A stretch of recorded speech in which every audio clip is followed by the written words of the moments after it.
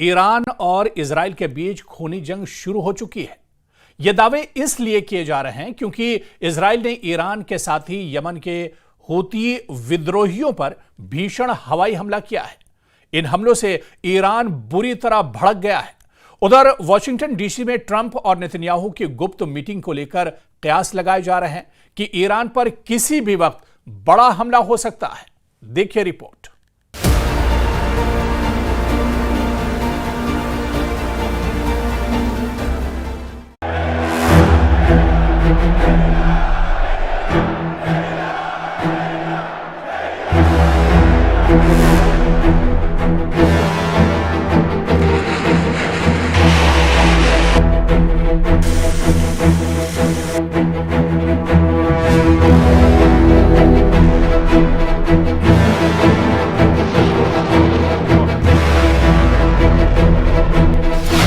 Israel का triple attack, Yemen, Tehran, Gaza में धमाके।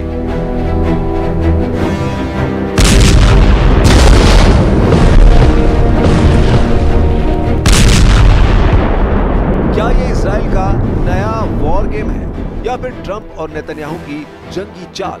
वॉशिंगटन में नेतन्याहू और ट्रंप की मीटिंग से ठीक पहले जिस तरह से इजरायली सेना ने यमन, ईरान और गाजा पर हमले किए हैं, उसने एक बार फिर भयानक जंग शुरू करने के संकेत साफ दे दिए हैं। हाथ मिलाते ट्रंप और नेतन्याहू की तस्वीरें आने से पहले ही सुबह सुबह यमन के हूती विद्रोहियों पर इजरायली वायुसेना ने भयंकर हमले किए हैं। दावा किया गया है कि इजराइल ने ऑपरेशन ब्लैक फ्लैग के तहत हूती के उन ठिकानों पर हमले किए हैं जहां 10 दिन पहले ईरान से बहुत बड़ी संख्या में बैलिस्टिक मिसाइलें पहुंची थी। हम आपको दिखाने जा रहे हैं कि कैसे अमेरिका और इजराइल ने वार्ता से पहले यमन, गाजा और तेहरान में जोरदार धमाके किए हैं। हम आपको ये भी दिखाने जा रहे हैं कि प्रधानमंत्री नेतन्याहू कैसे राष्ट्रपति ट्रंप पर दबाव बना रहे हैं कि ईरान पर एक बार फिर से जोरदार हमला किया जाए।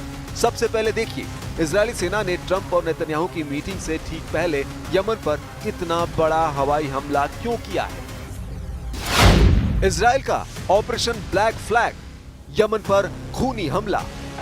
जुलाई 2025 को ईरान के सुप्रीम लीडर अली खामेनेई जैसे ही जनता के सामने 21 दिन बाद आए, सबसे पहले यमन के हूती विद्रोहियों ने अमेरिका और इजराइल पर बड़े हमले की धमकी दी। लेकिन इस धमकी के 48 घंटे के बाद इजरायली वायुसेना ने अपने जंगी जेट से हूती विद्रोहियों के उन ठिकानों पर भीषण हमले किए हैं जहां हूती के हथियार, तेल भंडार और बेहद महत्वपूर्ण ठिकाने हैं। मुहर्रम के दौरान यमन के हूती विद्रोहियों के खिलाफ इजराइल के ऑपरेशन ब्लैक फ्लैग ने कोहराम मचा दिया है।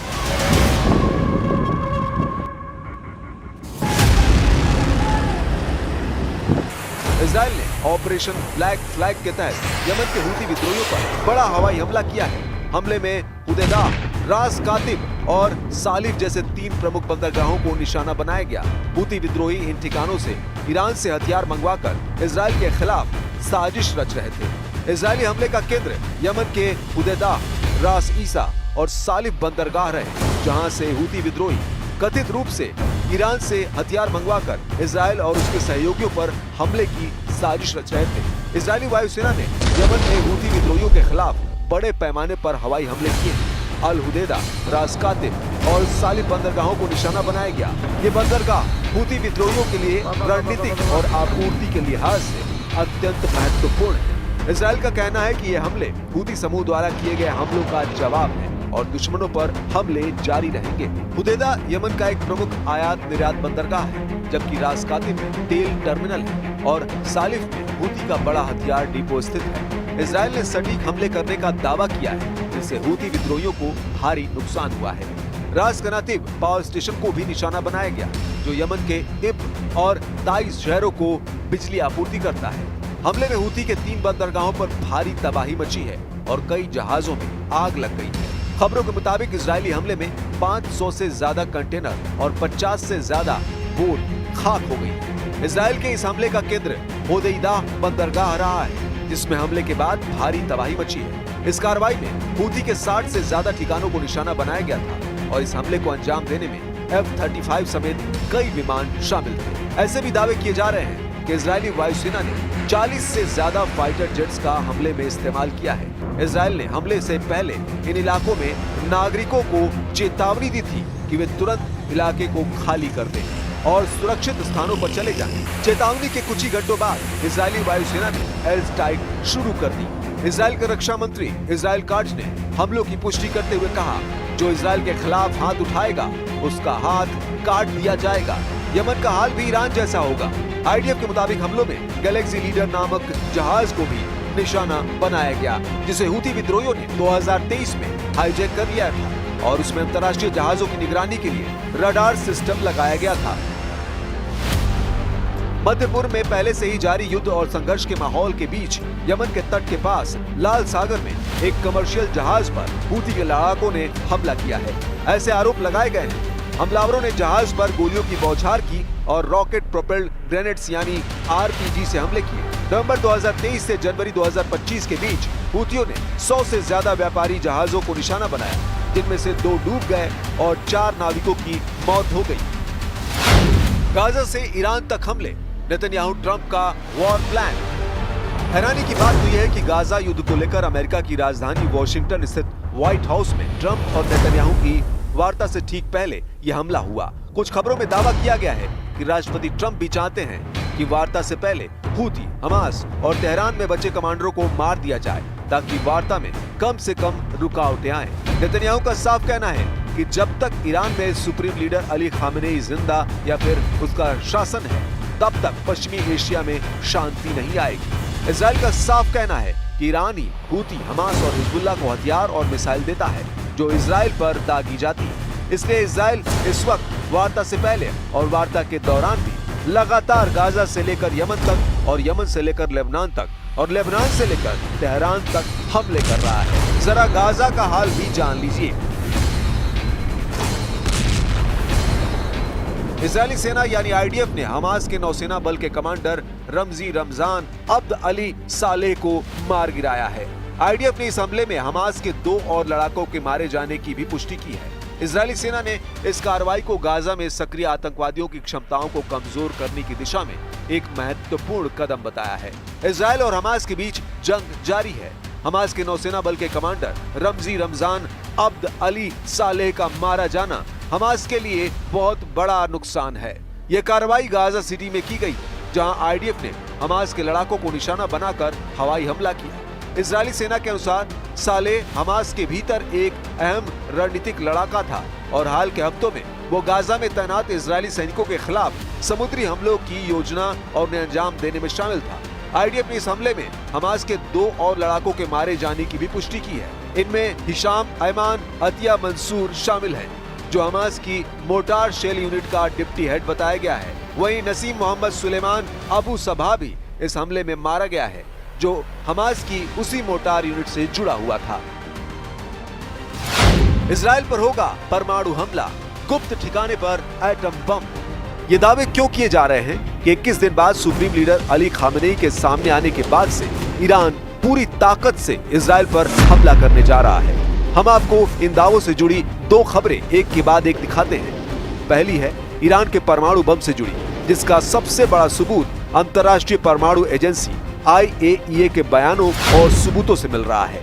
हम आपको बता दें, 22 जून को अमेरिका ने ईरान के 3 परमाणु ठिकानों फोर्दो, नतांज और इस्फहान पर भयंकर हमले B-2 बम वर्षकों से किए थे, जिसमें दावा किया गया था कि ईरान के 3 परमाणु ठिकाने पूरी तरह से तबाह हो गए हैं। लेकिन बाद में अमेरिका की रक्षा खुफिया एजेंसी यानी DIA ने दावा किया है कि फोर्दो एटमी ठिकानों को वैसा नुकसान नहीं हुआ है जैसा दावा किया जा रहा है। इस दावे के बाद ईरान के एटमी ठिकानों से गायब हुआ 408 किलो संवर्धित यूरेनियम को लेकर इजराइल और अमेरिका में हड़कंप मच गया। अब दावा किया जा रहा है कि ईरान एटम बम बनाने के बेहद करीब है, जिसके संकेत साफ मिल रहे हैं। 13 जून को ईरान पर इजरायली हमला होते ही सुप्रीम लीडर अली खामेनेई गुप्त स्थान पर चले गए थे। दावा किया जा रहा है कि 14 जून को ही खामेनेई को खुफिया अड्डे पर पहुंचा दिया गया था। 12 दिन की भीषण जंग के बाद खामेनेई मुहर्रम के मौके पर 5 जुलाई को तेहरान में अपने देश की जनता के सामने पूरे कॉन्फिडेंस के साथ सामने आए। 86 साल के खामेनेई ने इस मौके पर कोई भाषण या बयान नहीं दिया, जिसके बाद कयास लगाए गए कि खामेनेई परमाणु मिशन को लेकर कुछ बड़ा करने जा रहे हैं। इसका पहला संकेत ये है ईरान ने अपने फोर्दो, नतांज और इस्फहान परमाणु ठिकानों पर मरम्मत का काम बेहद तेज कर दिया है। खबर यह भी है कि ईरान एक गुप्त एटमी अड्डे पर परमाणु बम बनाने में जुटा है। अगर ईरान परमाणु बम का परीक्षण कर देता है तो यकीन मानिए ये इजराइल के वजूद के लिए सबसे बड़ा खतरा होगा। रिपोर्ट के दावों के मुताबिक ईरान 3 से लेकर 5 एटम बम से इजराइल को तबाह कर सकता है। दावा किया जा रहा है कि ईरान को प्रत्येक गन टाइप डिवाइस के लिए 75 से 120 पाउंड के बीच अत्यधिक समृद्ध यूरेनियम की आवश्यकता होगी। दावा किया जा रहा है कि फतह-1 ठोस ईंधन वाली हाइपरसोनिक मिसाइल से एटमी हथियार इजराइल पर दागे जा सकते हैं। दावा किया गया है इजराइल को कवर करने वाली बैलिस्टिक मिसाइल ढाल यानी एयर डिफेंस ईरान की फतह-1 मिसाइल को रोकने में असमर्थ है। यानी ईरान परमाणु हथियार से लैस फतह-1 मिसाइल से 100% अपने टारगेट को तबाह कर सकती है। अगर ऐसा हुआ तो ईरान इजराइल पर 3 से 4 परमाणु मिसाइलें दाग सकता है, जो इजराइल के वजूद पर भारी पड़ सकती है।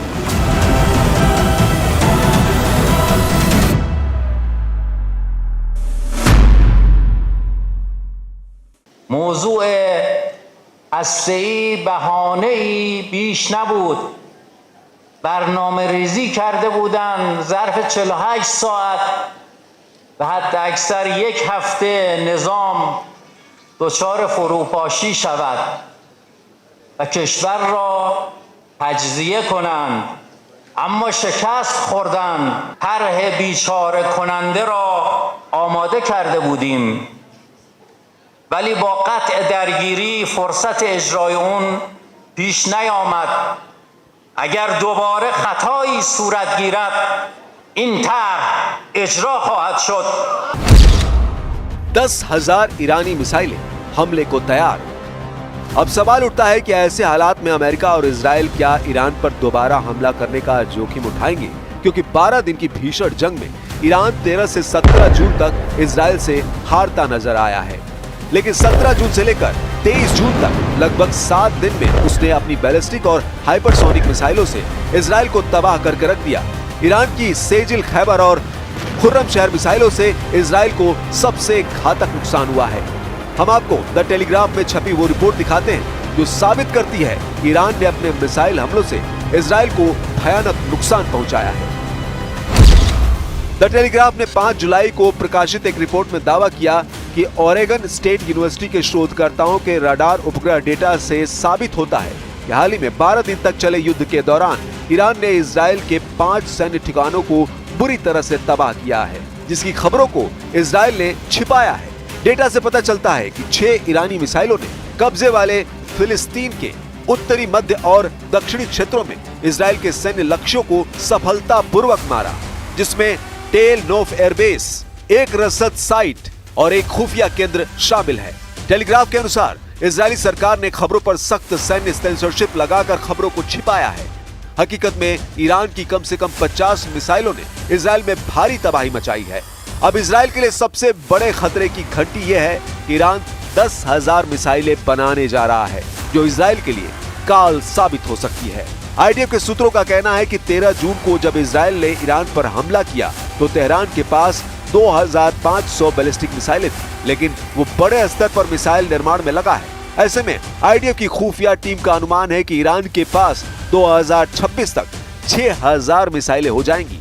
अगस्त 2027 तक ईरान के पास 8800 और साल 2028 में किसी भी समय ये 10,000 के आंकड़े को पार कर जाएगी।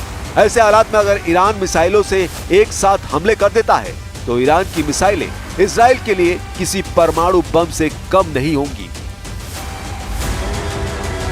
ईरान की मिसाइल पावर का लोहा प्रधानमंत्री नेतन्याहू और राष्ट्रपति ट्रंप दोनों मान चुके हैं। अब ऐसे हालात में अगर ईरान एटम बम भी बना लेगा तो ये इजराइल और अमेरिका के लिए गंभीर खतरा साबित होगा। खबर तो ये भी है कि ईरान ने चीन से 40 से ज्यादा J-10C लड़ाकू विमान खरीदने का रास्ता साफ कर लिया है। दावा यहां तक किया जा रहा है कि इजराइल पर बड़ा हमला करने से पहले ही ईरान ने अपने देश में रूस और चीन से मिले एयर डिफेंस सिस्टम और खुफिया हथियारों को तैनात कर दिया है। ईरान मिसाइल और एटमी पावर के साथ साथ अपनी एयर फोर्स को मजबूत करना चाहता है, इसलिए चीन से ईरान J-10C लड़ाकू विमान खरीद रहा है। वैसे भी चीन ईरान को बहुत बड़ी संख्या में हथियार पहले ही दे चुका है। इधर ईरान ने दावा किया है कि 12 दिन की जंग में ईरान ने केवल 25% मिसाइलों का इस्तेमाल किया है, जबकि 75% मिसाइलें इजराइल पर हमला करने के लिए तैयार हैं।